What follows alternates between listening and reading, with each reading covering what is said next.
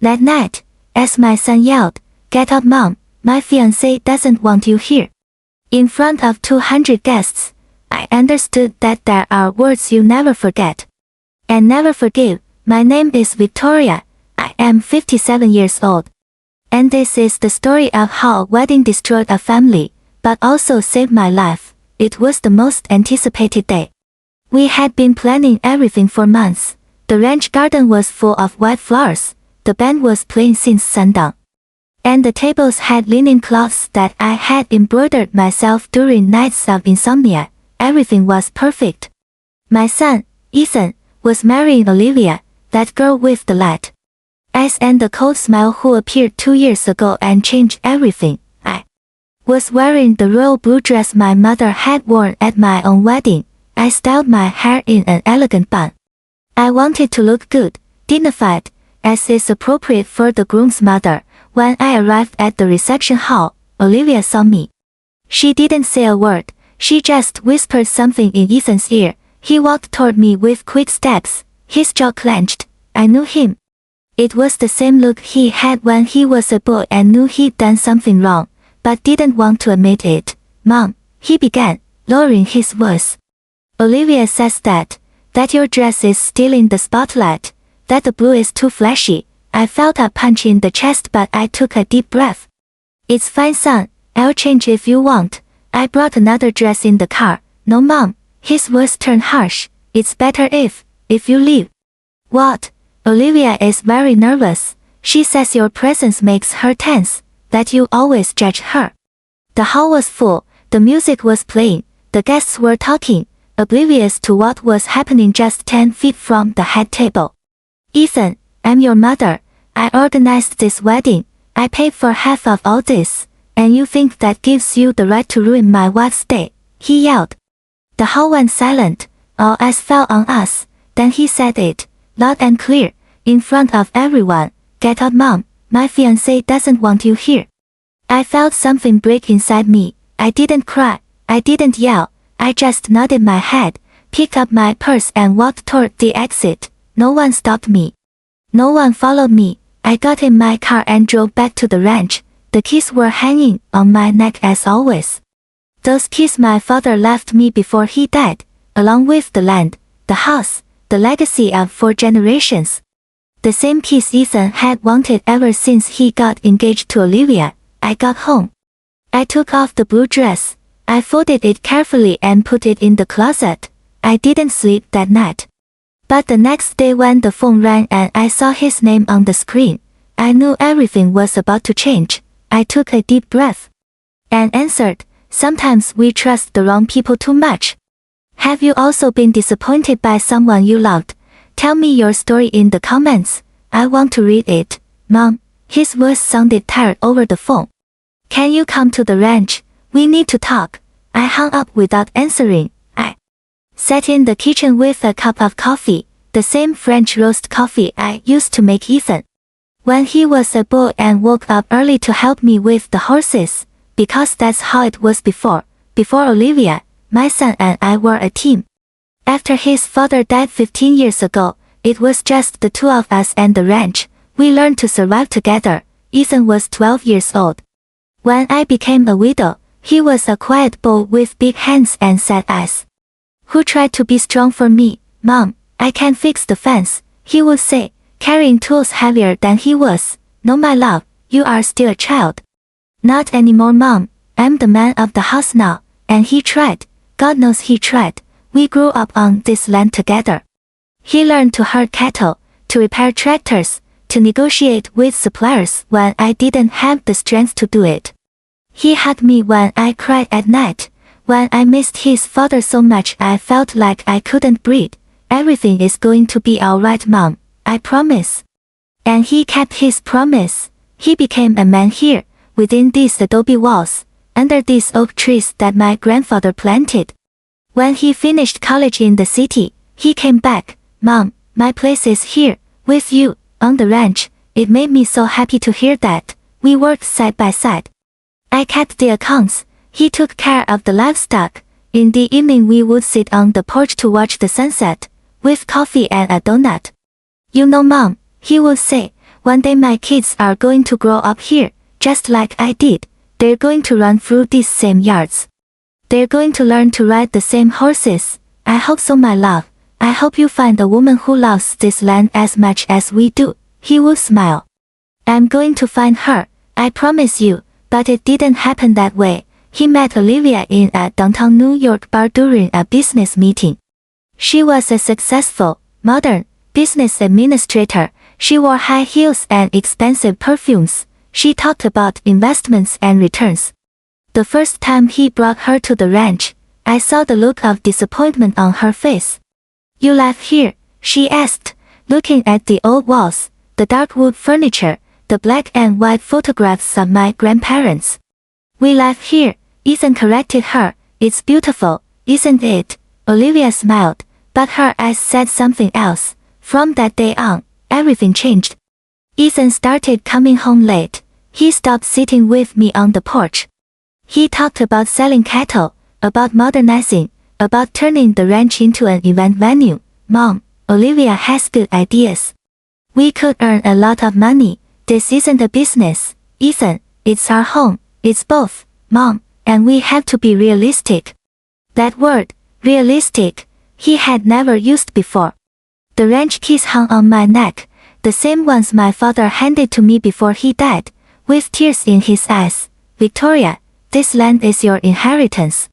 Don't let anyone take it from you, not even your son. At the time, I didn't understand why he said that. Now I did. The phone rang again.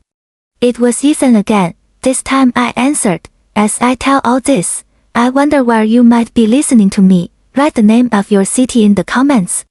Mom, please, I need the ranch keys. His voice sounded different, colder, as if he were reading a script someone else had written for him. What do you need them for, Ethan? Silence on the other end of the line. I heard voices in the background. A woman's voice. Olivia. Olivia and I want to make some changes. You know, modernize a little, maybe remodel the main living room, change the old furniture. Those old pieces of furniture were made by your great-grandfather with his own hands. Mom, please, don't start. Yesterday was enough drama. I felt my voice crack. You threw me out of your wedding and I was the dramatic one. You decided to wear that dress knowing that, Ethan, that was your grandmother's dress. The same one she wore when she married your grandfather on that same ranch you now want to remodel. Another silence, longer, heavier. Mom, things change. Traditions change. Olivia is right. We can't live in the past. Olivia is right. Those 3 words that began to define my son ever since he met her. When are you coming home?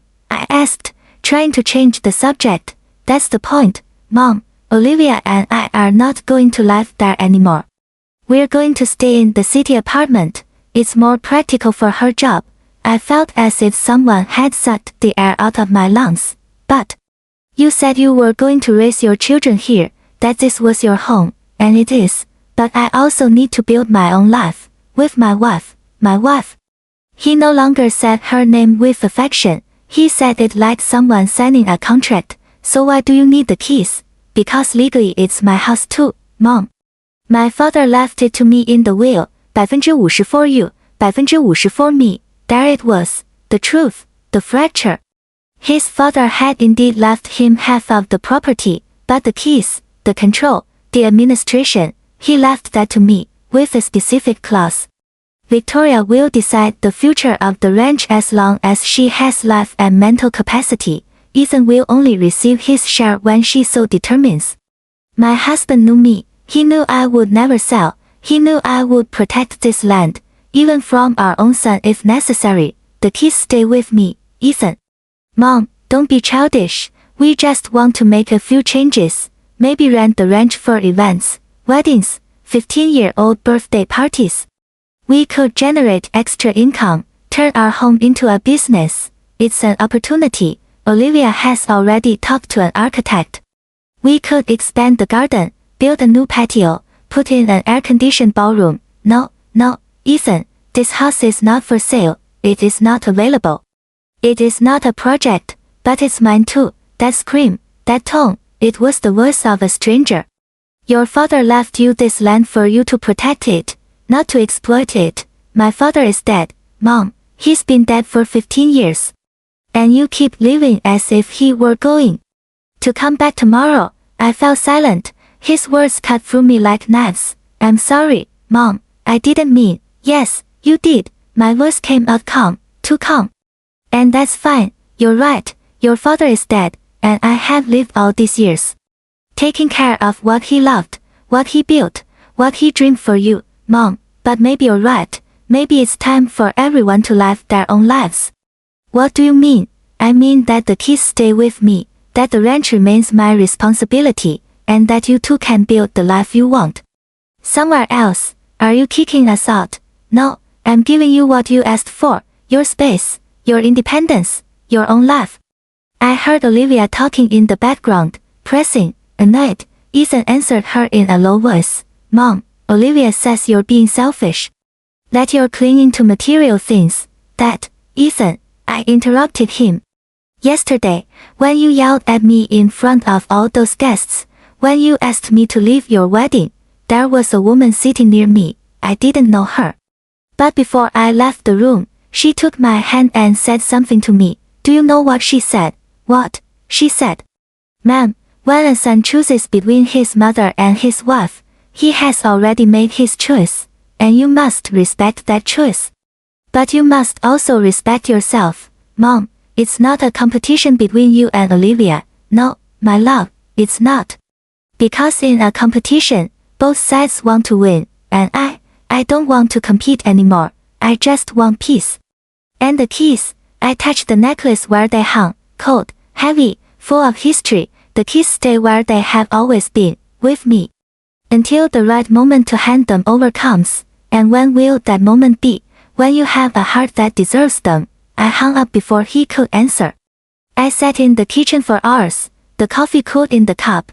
The afternoon shadows began to fill the house. I walked through the empty hallways. I touched the adobe walls. I looked at the old photographs. My father in his cowboy hat. My mother with her silk shawl. Ethan as a child riding his first horse. In my husband's study, on the wooden desk, was the last letter he wrote me before he died. I had read it so many times I knew it by heart. Victoria, my love, if you are reading this, it is because I am no longer with you. Forgive me for leaving you alone with so much responsibility. Take care of the land, take care of our son, but above all, take care of yourself. Don't let anyone make you feel less than you are, the strongest woman I have ever known. I love you, always. That night, for the first time in 15 years, I didn't cry for my dead husband. I cried for my living son, because there are pains that are worse than death. Like watching someone you love turn into someone you don't recognize. The keys hung on my neck. And I knew that soon I was going to have to use them in a way I never imagined. Have you ever had to choose between love and self-respect? Tell me what you decided. Sometimes, the most difficult decisions are the ones that teach us the most. 3 days passed without Ethan calling me. 3 days in which I woke up expecting to see his truck coming up the dirt road. 3 days in which I brewed extra coffee, just in case he arrived. 3 days in which I caught myself checking the phone every half hour. On the 4th day, I decided that pride wasn't worth more than my son. I called him. Mom, Ethan, my voice trembled. Can we talk? Silence. I heard him say something to someone else. To her. Sure, Mom. Tell me, not over the phone. Come home. I'll make dinner for you, you and Olivia. I want us to start over. More silence. Whispered voices in the background. Olivia says she doesn't know if it's a good idea. I swallowed the lump in my throat. Please, son, let me make this right.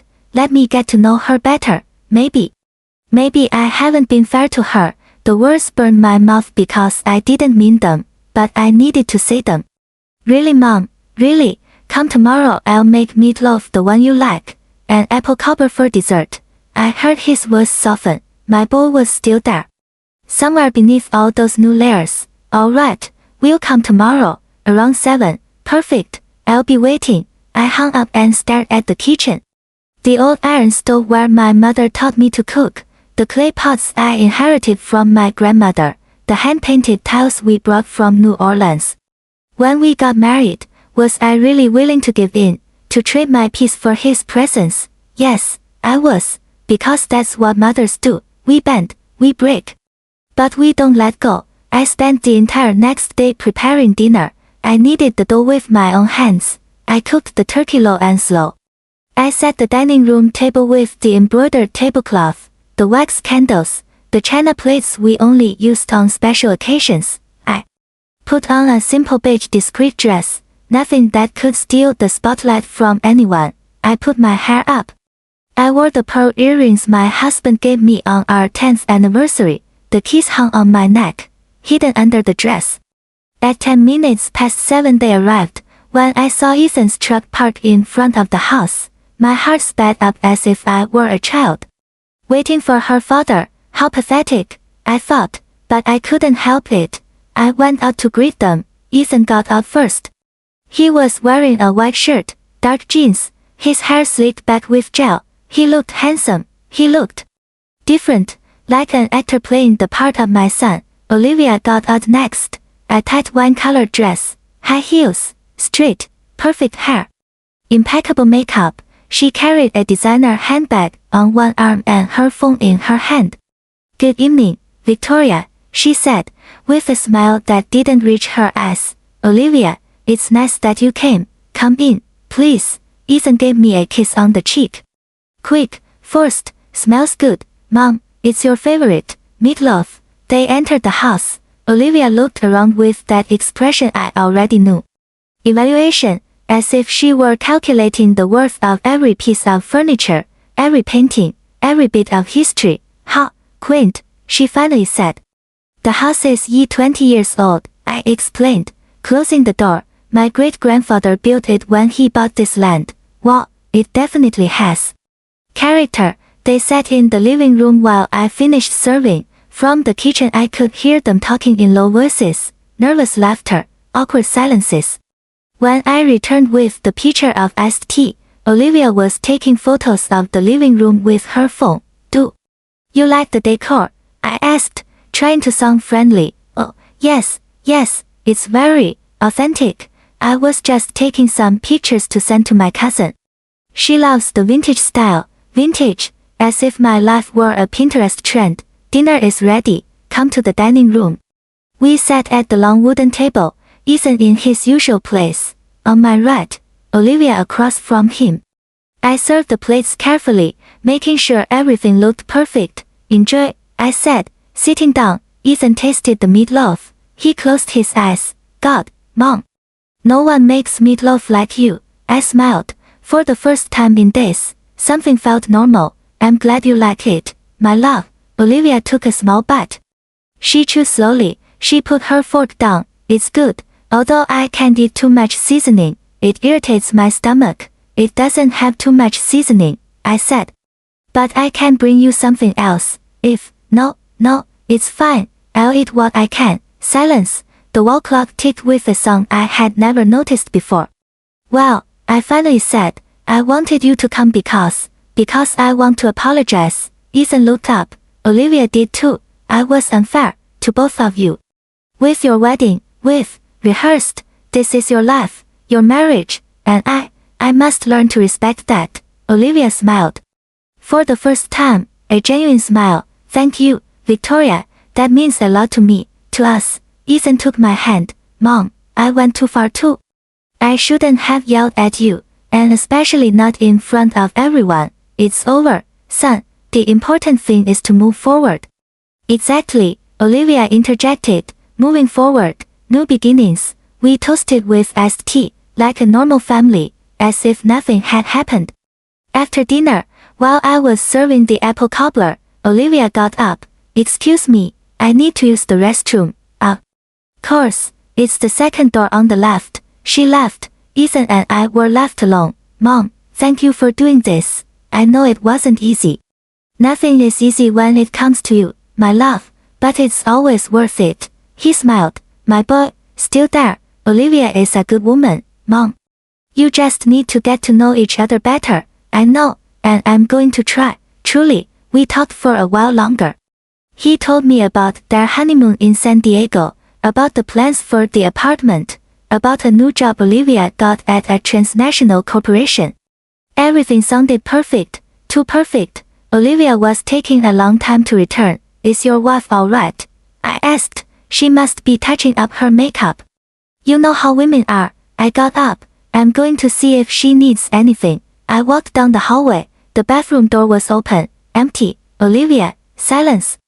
I kept walking. I passed my husband's study. The door was ajar. I pushed it open. Olivia was inside, with her back to me, her phone held up high. She was taking pictures of the desk, of the drawers, of the documents on the table. Olivia, she turned around, startled. Her face went pale for a second, but she quickly regained her composure. Oh, Victoria, you scared me, she laughed nervously. Sorry, I just saw this room and it seemed so interesting, all these old things. Is this your husband's study? It was, of course. Sorry, she put the phone in her purse. It has really nice thing. I love vintage. There was that word again. This room is usually locked. The door was open. I thought I could come in. Sorry. Yes, don't worry. Let's go back to Ethan. We returned to the dining room. Olivia sat down as if nothing had happened, smiling, relaxed, but I wasn't. We finished dessert with superficial conversation. Olivia complimented the house 3 more times. Ethan talked about his plans to help me with the ranch's maintenance. Maybe we could hire someone to paint the exterior walls. Mom, they look a little neglected. They have that color because it's a special lime wash paint. That's how it was done before, but we could modernize, give it a more contemporary look. Contemporary, modern, vintage, all words that meant the same thing. Your life is obsolete. They left at 10 o'clock. Thanks for dinner, Mom. It was delicious. Whenever you want. This is your home. Olivia hugged me, a cold, calculated hug. Thank you for giving us another chance, Victoria. It means a lot. I watched them drive away up the dirt road. The truck's tail lights disappeared among the trees.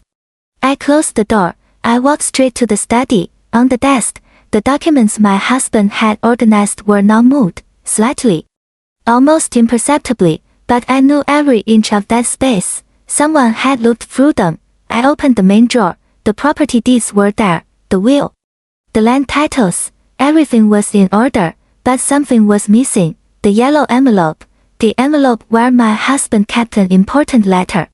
A letter he made me promise I would only open if someone ever tried to take the ranch from me. I searched every drawer, every shelf, behind the books. It wasn't there. A chill ran down my spine. I touched the keys hanging on my neck, and for the first time, I understood that I wasn't being paranoid. I was being watched. I was being studied. I was being measured to see how much longer I was going to be an obstacle to someone else's plans. I didn't sleep that night. I sat in the study, with the lights off, looking out the window. And I wondered how much time I had before they tried to take everything from me. As I tell all this, I wonder where you might be listening to me. Write the name of your city in the comments. The next morning, I decided to search the whole house for the yellow envelope. I checked every closet, every box stored in the attic, every corner where my husband might have hidden it. Nothing. I was about to give up when the doorbell rang. It was Mr. Miller, our family lawyer, a man of 70, with a white mustache and an impeccable suit that always smelled of pipe tobacco and cologne. MRS, Victoria, good morning. May I come in, Mr. Miller? What a surprise. Of course, come in. We entered the living room. I served him coffee. He sat down with that seriousness lawyers bring when the news is not good. Victoria, I'm here because I received a very strange call yesterday. Strange? From your daughter-in-law, Olivia. I felt my stomach clench. Olivia called you? Yes, she told me that you had asked her to contact me, that you wanted to review your husband's will, that there were doubts about the property distribution. I never asked her to do that. Mr. Miller nodded slowly. I imagined. That's why I came. Victoria, that young woman asked me very specific questions. She wanted to know if Ethan's 50% was transferable. If he could sell his share without your consent, if there was any clause that gave you absolute power over the ranch. And what did you tell her? I told her that information is confidential. That I can only discuss it with you or your son, in your presence. She got quite annoyed. He took a sip of coffee. Victoria, is something happening that I should know about? I told him everything. The wedding, the yelling, the dinner, the photos in the study, the missing envelope. Mr. Miller listened in silence, frowning. That envelope you mentioned was the one containing your husband's letter. Yes. Do you know what it said? I know your husband asked me to draft a document years ago, shortly before he died, but he never told me what it contained. He only asked me to certify his signature and keep it in a sealed yellow envelope.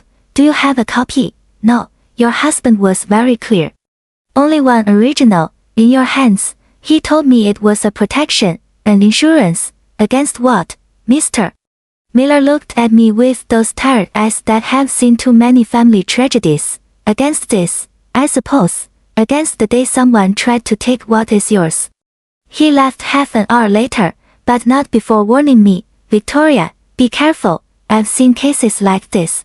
When money and property are involved, people change, even family. Ethan is not like that. Ethan maybe not, but Olivia, I didn't answer.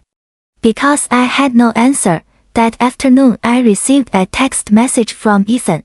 Mom, Olivia wants to invite you to lunch tomorrow, just the two of you, to get to know each other better. What do you say? Something in my gut told me not to go, but something stronger told me I needed to know what was going on. Of course. What time? At 2 o'clock, at the ranch restaurant. Ironic, isn't it? I'll be there. The next day I got dressed carefully, black pants, white blouse, a simple jacket, the keys under my blouse, as always. I arrived at the restaurant 5 minutes early. Olivia was already there, sitting at a table by the window, her phone in her hand and a glass of white wine in front of her. She looked relaxed, confident, like a chess player who already knows how the game is going to end. Victoria, how punctual, please sit down. I sat down. I ordered iced water. Thank you for coming, Olivia said, putting down her phone. I know things started badly between us, and I want to fix that. Me too. Good.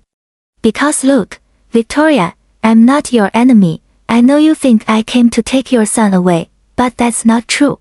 I came to love him, and that includes respecting his family. She sounded sincere, almost believable. I'm glad to hear that. And that's why I want to be honest with you. She leaned forward. Ethan is stressed, very stressed. He feels trapped between you and me, and that's not fair to him. I have never asked him to choose, I know, but he feels like he has to, especially with the ranch issue. There it was, the real reason for the lunch. The ranch issue, Victoria, we both know that property is huge, beautiful, full of potential, but it's also a burden. Maintaining it costs money, time, energy. Ethan tells me you do everything alone, that you don't accept help, that you cling to something that is perhaps already too big for you. I took a deep breath. I counted to 5. The ranch is my home, not a burden. Of course it's your home, no one says otherwise, but think about it. You alone in that huge house, without Ethan, without anyone. Wouldn't it be easier to sell, or rent, or do something productive with it? Something productive like what? Like a boutique hotel. Or an event venue. I have contacts in the industry. We could do something incredible, modern, profitable. You would receive profits without having to worry about maintenance. And who would manage it? Olivia smiled. Well, I have experience in administration. We could form a partnership. You put up the work, share profits, and the keys. Excuse me, the keys, who would have them? Her smile faltered for a second. Well, obviously we would need complete access to do the renovations, to show the place to potential clients. So you would live there. We wouldn't necessarily live there, but we would need full use of the property. It's the only way the business can work. I took a sip of water, slowly, feeling how every piece of the puzzle clicked into place. And where would I live? Wherever you want. You could buy an apartment in New York City, something more comfortable, no stairs, not so much work. At your age, Victoria, you should be enjoying life, not killing yourself in a 19th century house.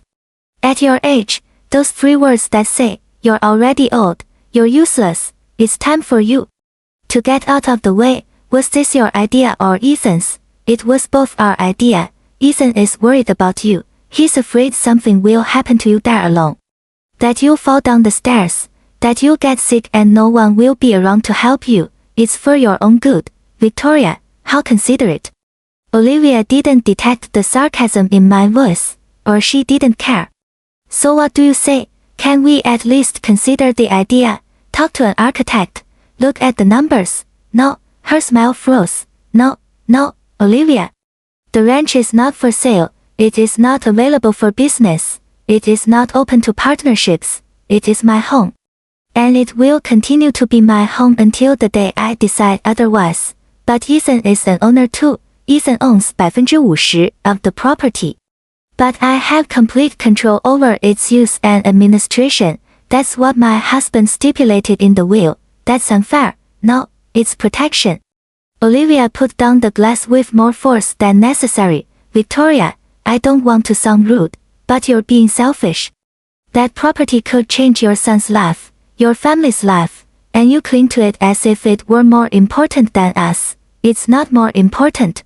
It's different. The ranch is a legacy. You are temporary. She turned pale. Temporary. Marriages can end. Olivia, businesses can fail. Promises can be broken, but the land remains. I stood up. I left some money on the table to pay for my water. Thank you for the invitation, but I think we have nothing more to talk about. Victoria, wait, give my son my best. Tell him that when he wants to see me, he knows where to find me. I left the restaurant with my heart pounding but my legs firm. I got in my car. I sat for a moment breathing. I took the keys from under my blouse. I held them in my hand, cold, heavy, real. And at that moment I knew the war had already begun, only this time I wasn't going to give up. Has anyone ever made you feel like you are an obstacle in their way? How did you face it? That night, as I was preparing chamomile tea in the kitchen, I heard the sound of a truck coming up the road. It was 11 o'clock at night. My heart raced. I thought of Ethan, that maybe he had come to talk to me, to apologize, to tell me that Olivia was wrong. But when I opened the door, I saw it was Mr. Miller's car. He got out quickly, with a manila envelope in his hand. And an expression I hadn't seen before. Victoria, forgive me for the R, but you need to see this. What is it, Mr. Miller? We went into the living room. He didn't sit down. He placed the envelope on the table carefully, as if it contained something dangerous. After our conversation yesterday, I kept thinking about that document your husband asked me to certify. I went to the archive in my office. I looked through all the old files and I found this. He opened the envelope. He pulled out a yellow sheet with my husband's handwriting. It's a copy, the only one I made without him knowing. I did it because your husband was very ill when he came to see me, and something in his tone made me think that this document was important, that perhaps you would need it someday. I took the sheet with trembling hands. It was a letter, handwritten, dated 3 weeks before my husband died. I started to read. Victoria, my love, if you are reading this, it is because someone is trying to take the ranch from you, and if they are trying, it means I was right. 2 months ago, when I went to the hospital for my last tests, I met a man in the waiting room, an older man, sick like me. We started talking. He told me his story. He said he had an only son, whom he raised alone after his wife died. That he gave him everything, education, values, the complete family inheritance, but when his son got married, everything changed. The daughter-in-law began to manipulate him, little by little, first with kind words, then with ideas of modernization. Finally, She convinced him to sign a power of attorney. She told him it was to help him with the procedures for his illness. The man signed, and 2 weeks later, his son and daughter-in-law sold his house.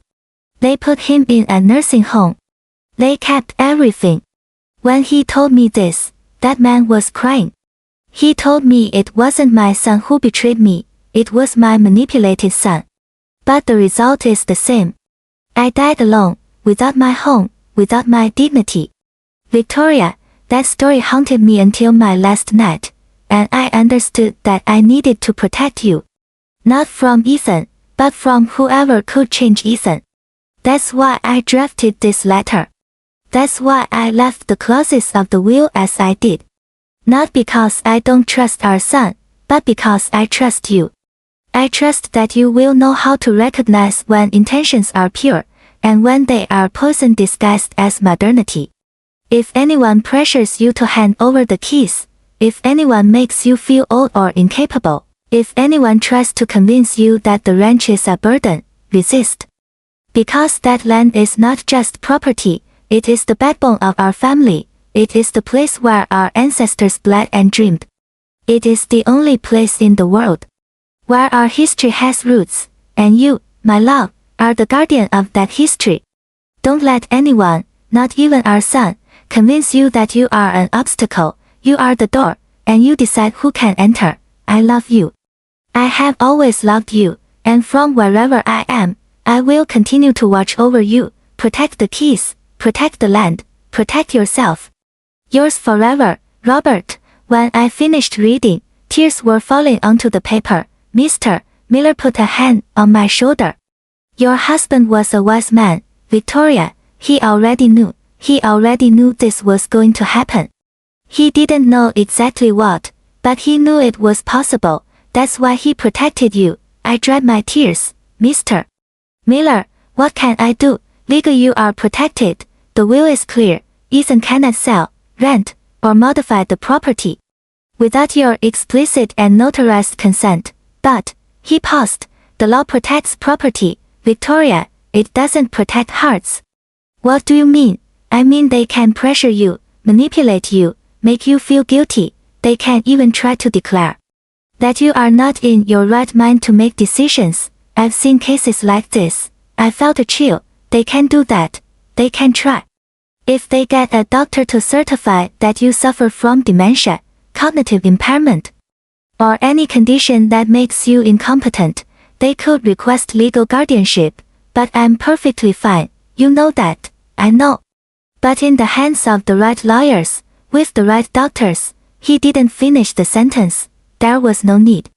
What should I do? First, keep this letter in a safe place, in a bank, with someone you trust, not in the house. Second, go to your doctor. Request a complete examination, physical and mental. Have him certify in writing that you are in full possession of your faculties. Third, he looked at me with sadness. Prepare for the worst, for Ethan to completely take his wife's side. He would never. Victoria, I have been a family lawyer for 40 years, and I can tell you something I learned. When a man has to choose between his mother and his bed, he almost always chooses the bed. The words hurt me like a physical blow, but I knew he was right. Mr. Miller left at midnight. I was left alone in the living room, with my husband's letter in my hands. I read it 3 more times. Each time, his voice became clearer in my mind. You are the guardian of that history. Don't let anyone convince you that you are an obstacle. You are the door. I stood up.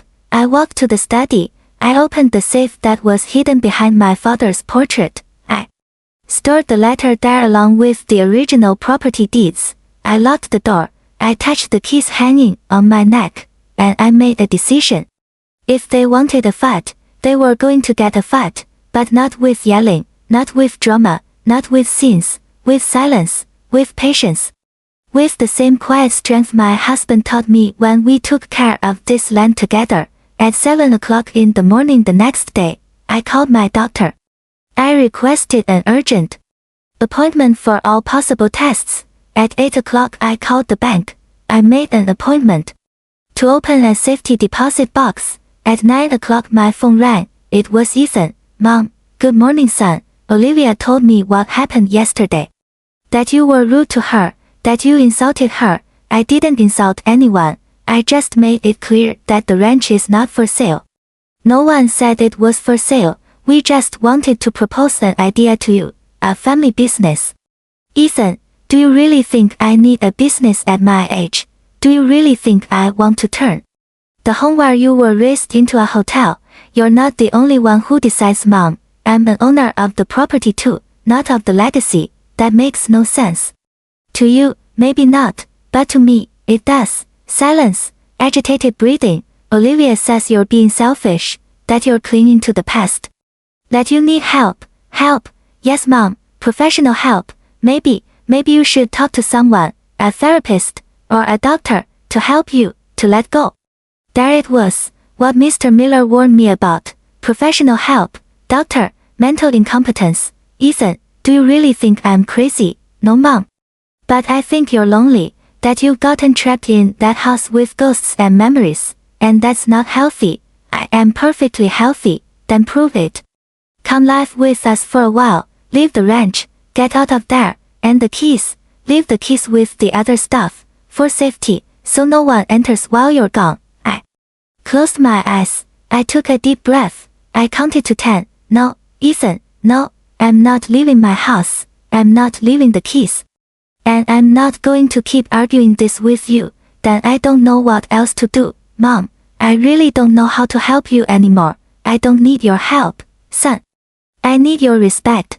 I can't respect a decision that is hurting you. The only decision that is hurting me is yours. The one to choose a woman you barely know over. The mother who raised you. You're starting again. It's always the same with you. Either I'm with you or I'm against you. No, Ethan. Either you're with me, or you're with someone who wants to take everything I have. He hung up. The silence after the call was worse than the yelling. I sat in the kitchen for hours. I didn't cry. I had no more tears left for this. I just felt a deep emptiness, like when my husband died. Like when I understood I was alone in the world, but this time was different. This time I wasn't a widow, I was orphaned of a son. And that hurt in a way I never imagined possible. That afternoon I went to the bank. I opened the safety deposit box. I stored copies of all the important documents, deeds, will, my husband's letter. The next day I went to the doctor. I had blood tests, cognitive tests, memory exams, MRS. Victoria, you are perfectly healthy, the doctor said a week later. Physically and mentally, in fact you have better health than many people 20 years younger. Can you give me that in writing? Of course. I stored the medical certificate along with the other documents, and I waited, because I knew this wasn't over. I knew Olivia wouldn't give up. And I knew that my son, my boy, my Ethan, was lost in a place where I could no longer reach him. The keys hung on my neck. And for the first time in my life, I felt that their weight wasn't protection, it was loneliness. I still wonder if I did the right thing by standing firm. And you, what would you have done in my place? 3 weeks passed without hearing anything from Ethan, 3 weeks in which my phone remained silent.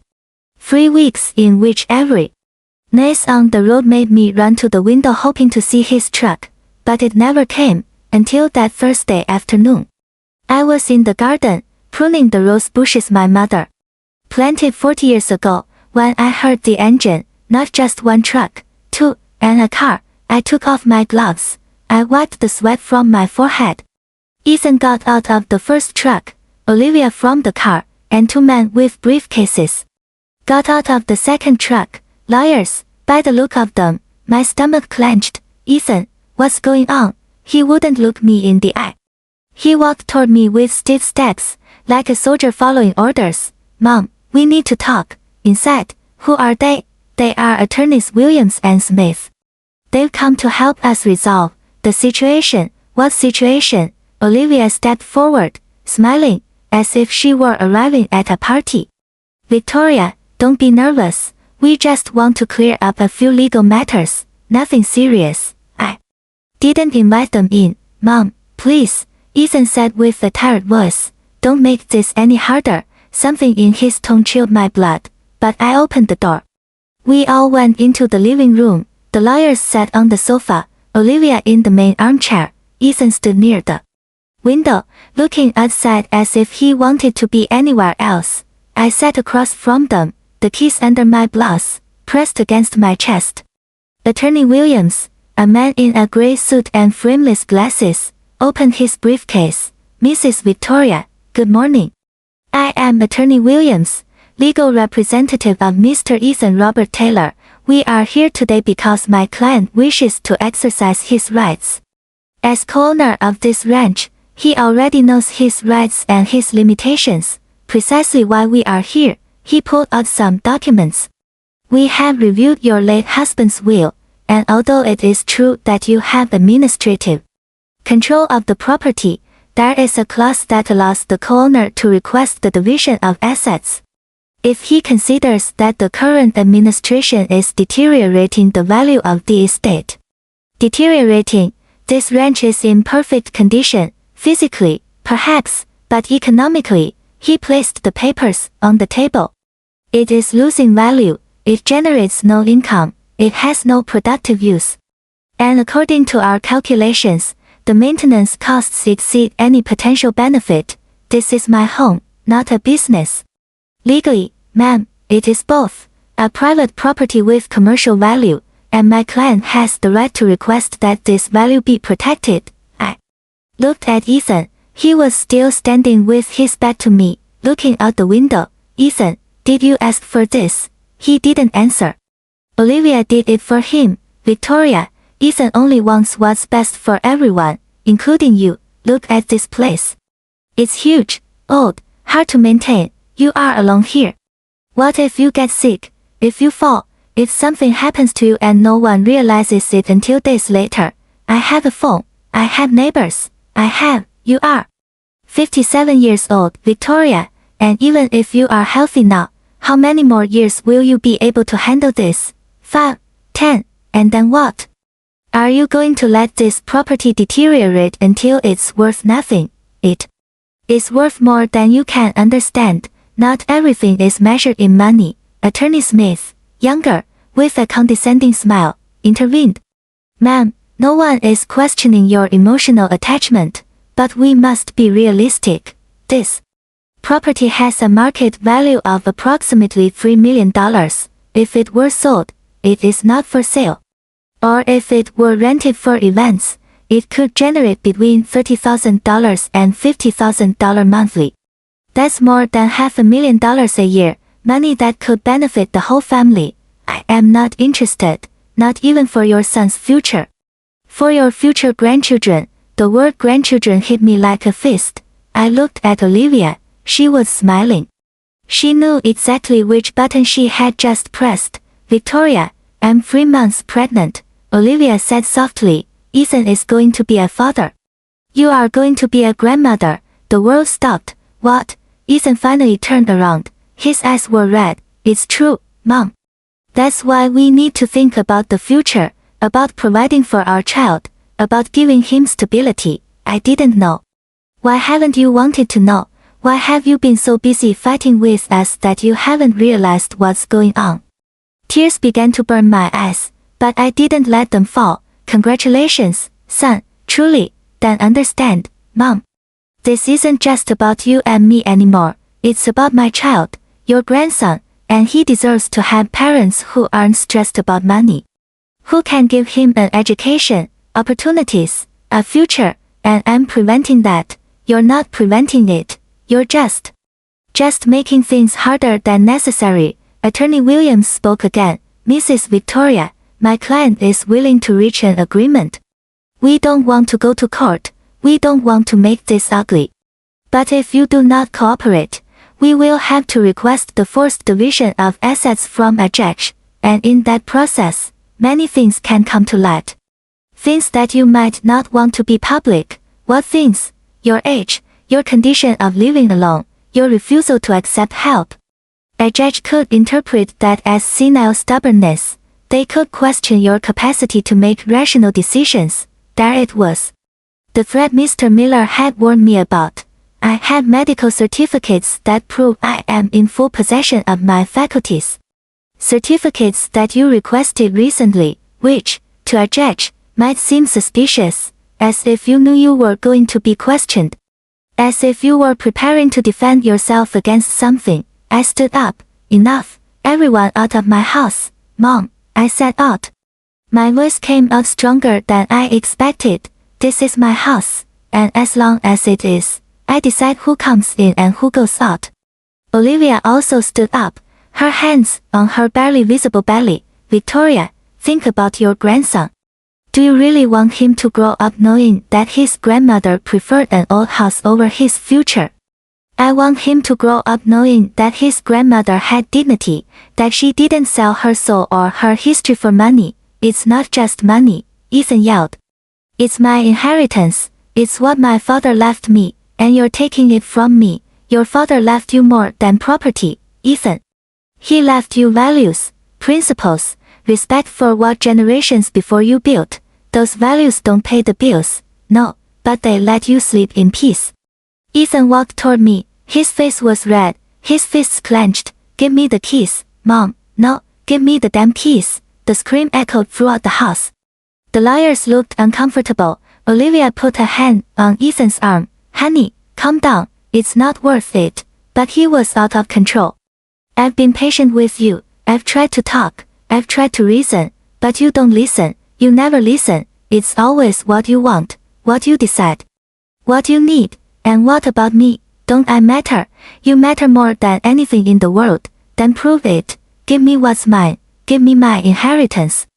Give me my future. I took off the necklace with the keys. I held them in my hand. Ethan extended his, expecting them. But instead of giving them to him, I pressed them against my chest. These keys are not your future, Ethan. They are your past. And until you understand the difference, you won't have them. His face contorted, with fear, with rage, with pain, with something I couldn't identify. Then this is over. His voice came out cold, flat. I don't have a mother. The words pierced me like bullets. Ethan, a mother who loves her son more than a property doesn't do this. So you choose. Either you're on my side, or you don't have a son. Don't make me choose that.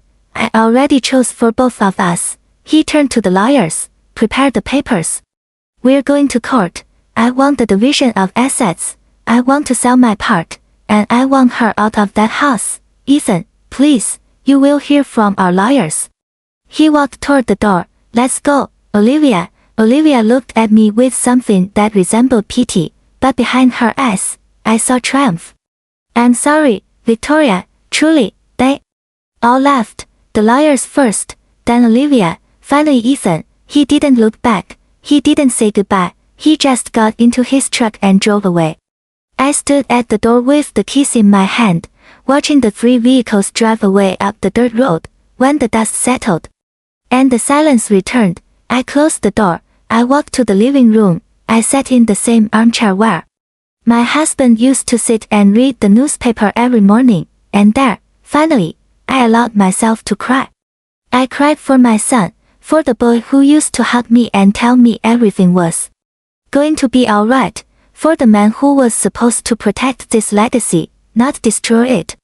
I cried for the grandson who was about to be born, who would grow up without knowing me, without knowing where he came from, without understanding what his ancestors sacrificed for him to exist. I cried for my husband, for not being here to help me, for leaving me alone with such a heavy burden. And I cried for myself, for the woman who had just lost her only son, for defending what was right.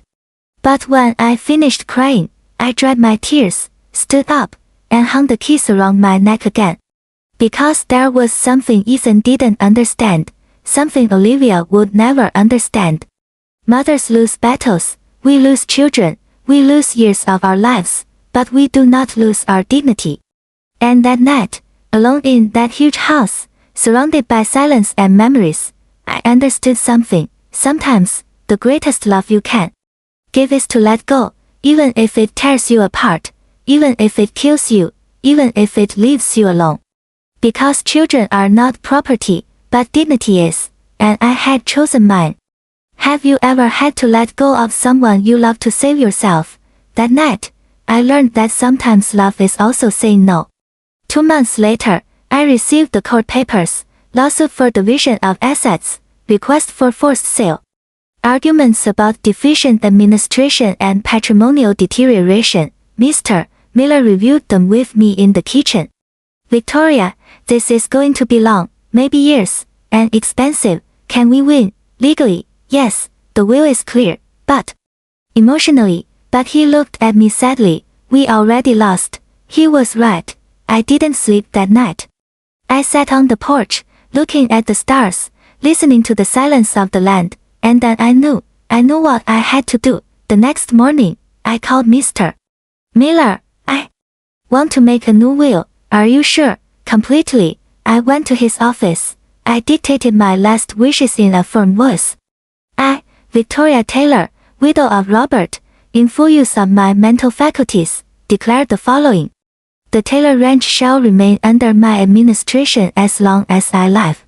Upon my death, the complete property shall pass to a family trust that cannot be sold, divided, or modified for 50 years. My son Ethan shall receive 50% of the profits generated by the property if it is rented for cultural, educational, or historical events, never for private commercial purposes. The other 50% shall be administered by a foundation that will protect historical American ranches. If my son attempts to contest this will or sell his share, he will lose all his rights and his percentage will go entirely to the foundation. The keys to the ranch will be delivered to the director of the foundation. This is my will, and it is irrevocable. Mr. Miller looked at me for a long time. Victoria, do you know what this means? It means that no one will win this war, neither him nor me, but the land will. I signed the documents, I had them notarized, I sealed them, and I went home in peace for the first time in months.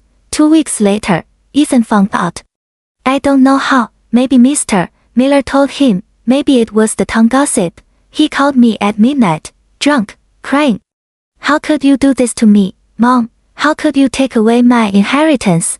I didn't take it from you, Ethan. I protected it from yourself. You're a damn selfish woman. No, my love, I'm a mother who loved you too much to let you destroy what your father built. He hung up and didn't call back.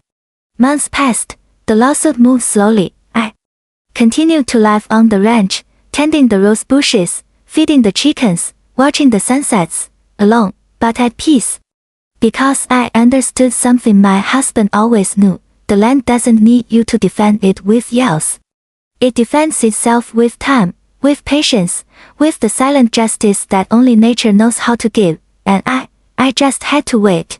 The keys hung on my neck. They no longer felt heavy, they were just keys, and I was free.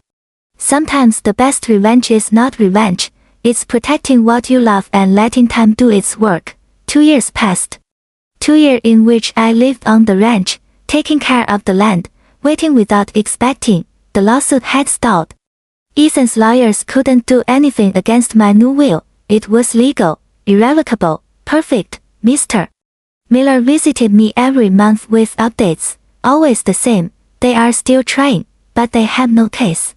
I would nod, serve coffee, and continue with my life. One October afternoon, Mr. Miller arrived with a different look on his face. He didn't bring his briefcase, just a worried expression. Victoria, there's something you need to know. What happened? Ethan and Olivia separated. The world stopped for a second. When, 3 months ago, the divorce was finalized last week, and the baby, Olivia, kept full custody. She went to live in Dallas with her family. Ethan had supervised visits every 2 weeks. I sat down slowly. My legs wouldn't hold me. What happened? Mr. Miller said, what always happens with women like that. When she didn't get what she wanted from you, she started looking elsewhere. She met a hotel magnate, rich, older, no family. She discovered her with him. In the apartment they shared, I felt a mixture of pain and sadness so deep I didn't know what to say. How is he? Bad, Victoria, very bad. He lost his wife, his son, His job, everything, his job. He resigned, or was he fired? I don't know for sure, but he's living in a cheap motel near the city, alone, drinking too much, they told me. Tears started falling without me being able to stop them, and why hasn't he looked for me? Pride, shame, maybe both. Mr. Miller left half an hour later. I was left in the kitchen, with cold coffee and a broken heart. My son was destroyed, alone, lost. And I couldn't do anything, because he had built that hell with his own hands. 3 weeks later, while shopping in town, I saw her, Olivia. She was in a fancy restaurant, sitting on the patio with a man in a suit, gray hair, expensive watch, a shark smile. She was laughing, flirting, shining. As if nothing had happened, as if she hadn't destroyed my son. As if the baby, who was supposedly her reason for taking the ranch from me, didn't even exist. She saw me, her eyes met mine. For a second, her smile wavered, but then she regained it. She waved at me, as if we were friends. I didn't wave back, I just kept walking. Because I understood something at that moment.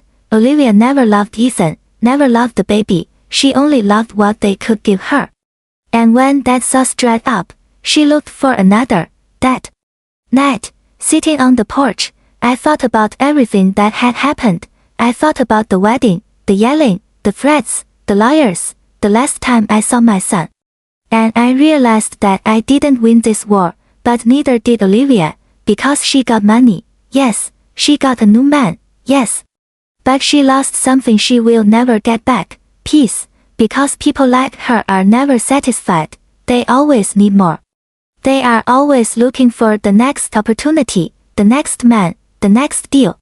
And someday, when she is old and alone, she will understand that you can't buy what truly matters. My son also paid his price. He lost his family, his dignity, his future, but at least he still had time to learn, to change, to return, if he chose to do so. A month later, in December, the doorbell rang at 6 o'clock in the morning.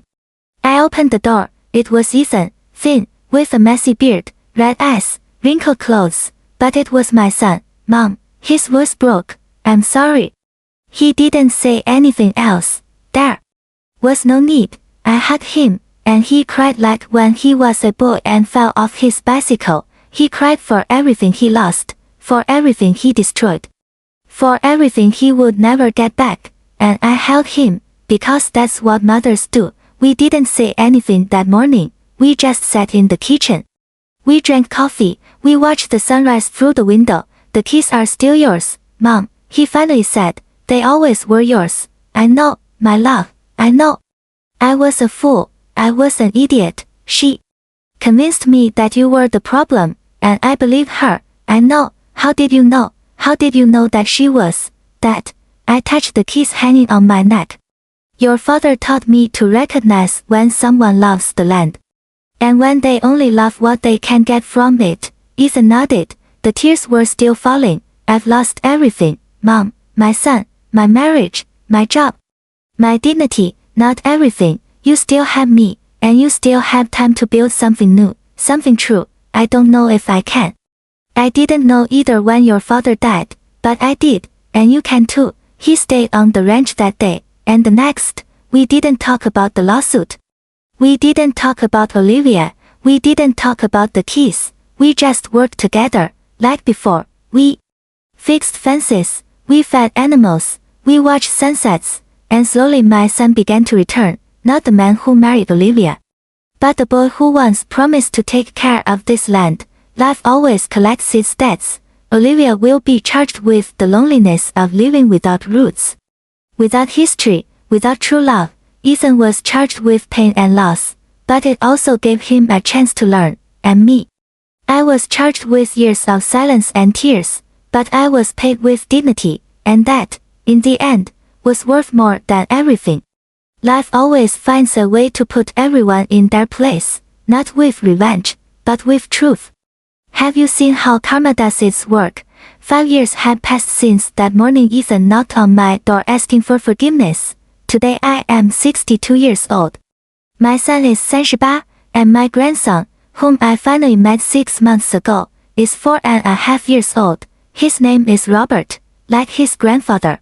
He doesn't live with me, he lives with Olivia in Dallas, but every month, when Ethan goes to pick him up for his visits, he brings him to the ranch. And when that boy runs through these same yards where his father ran, when he climbs the same trees, when he sits with me on the porch to drink hot chocolate, I understand why it was worth resisting. Ethan lives in town now. He works in a mechanic's shop. He earns little. He lives in a small apartment. But he is sober. He is in therapy. And he is learning to be the man his father wanted him to be. The lawsuit ended 3 years ago. Ethan's lawyers withdrew the lawsuit when he returned. Mr. Miller helped me modify the will one last time. When I die, the ranch will belong to Ethan. Completely. No trusts, no foundations, but only if he proves for 10 consecutive years that he can take care of it without selling it, that he understands its value beyond money. If he fails, everything goes to Robert when he turns 25 years old. Do you think I can do it, Mom? Ethan asked me when we signed the new documents. I don't know, my love. But I want to give you the chance to try. Olivia remarried last year, too. That hotel magnate she met, they live in a modern mansion, they travel the world, they post perfect photos on social media. Sometimes I see those photos, and I wonder if she is happy. I don't think so, because I've learned that happiness doesn't come from having more, it comes from needing less. And she will always need more. I saw her one more time, 2 years ago, when she came to drop off Robert for summer vacation. She got out of her imported car in designer clothes, with dark sunglasses that hid more than the sun. She looked perfect, as always, but when she took off her glasses to talk to me, I saw something in her eyes I had never seen before, emptiness. Victoria, she said with a smile that didn't reach her eyes, the ranch looks good, you're still here, I'm still here, it must be quiet, being alone. Without worries, it is quiet, I said. Because I am where I belong. Something in my tone made her blink. I am also where I belong, she said quickly. My husband and I are very happy, very successful. We just opened our 3rd hotel. I'm glad to hear that. Awkward silence. Robert ran toward me shouting, Grandma, with that pure joy that only children have. I hugged him. I lifted him up. I spun him around. When I put him down, I saw Olivia looking at us with a strange expression, almost like envy. Take good care of him, she said, getting into her car. I'll be back in 2 weeks. She left without saying goodbye to Robert, without hugging him, without telling him she loved him. Because some people never learn that love isn't bought, it's built, with time, with presence, with sacrifice. My son is learning it, slowly, painfully. With mistakes. But he is learning it. A month ago, while we were working in the garden together, he told me something I will never forget. Mom, now I understand why Dad left you the keys. It wasn't to control me, it was to protect me, from myself. I touched the keys that still hang on my neck. Your father was always wiser than me. No, Mom, you were wise together, and I was the fool who took too long to understand it. I hugged him, my boy, my man, my son. It's never too late to learn, my love. Today, as I write this in my mind, sitting on the same porch where I have spent half my life, I see Robert playing with the chickens. I see Ethan repairing the fence by the corral. I see the trees my grandfather planted. I see the adobe walls my great-grandfather built, and I understand something that took me 62 years to grasp. Life is not about winning or losing. It's about protecting what we love, even when it costs us everything. It's about knowing when to resist and when to let go. It's about understanding that true love does not demand, it gives, but it also sets limits. I was once called selfish, stubborn, a bitter old woman clinging to the past. Maybe they were right about some things, but they were also wrong about the most important thing. I wasn't clinging to the past, I was protecting the future of that child who now runs free on this land. The future of my son who is learning to be a man. The future of all the generations that will come after me, the keys that hang on my neck are no longer just metal and rust, they are history. They are resistance, they are proof that a woman alone, with no weapon but her dignity, can defend an entire world. Olivia got her rich businessman, her mansion, her perfect life, but I have something she will never have, peace, the peace of knowing that I did the right thing. That I did not sell out, that I did not betray those who came before or those who will come after, and that peace is priceless.